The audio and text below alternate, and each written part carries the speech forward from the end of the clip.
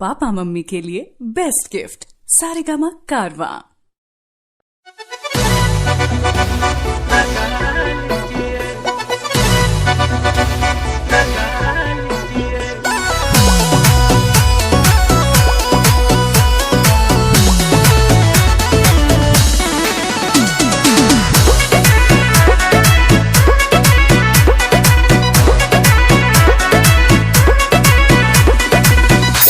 बरस की उम्र बड़ी लचकती कमर। अच्छा 16 बरस की उम्र बड़ी लचकती कमर। अरे सुनिए जी कहिए। आके गले से लगा लीजिए, हमको दीवाना बना लीजिए। रूप को सजा के धूप से बचा के बालों में गुलाब लगा लीजिए।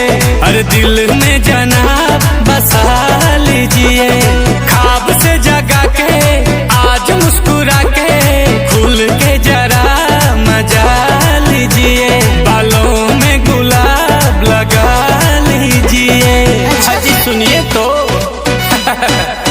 क्या हुआ?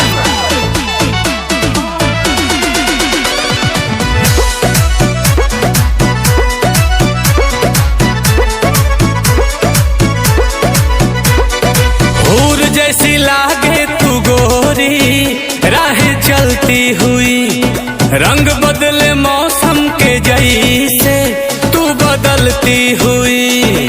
कितना प्राकृतिक दृश्य है,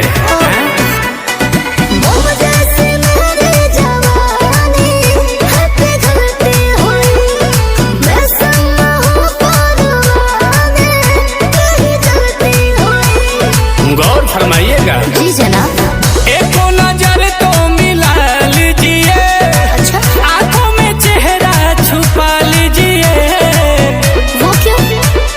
रूप को सजा के धूप से बचा के बालों में गुलाब लगा लीजिए।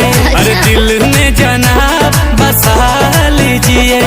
ख्वाब से जगा के आज मुस्कुरा के खुल के जरा मजा लीजिए कि बालों में गुलाब लगा लीजिए।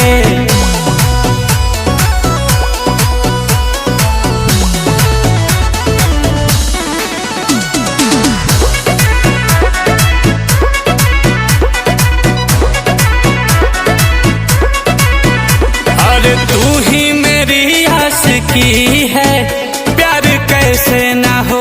ओहो लगती है अच्छी तेरी बातें, गुनगुना के कहो कहो कहो। सुनो सुनो।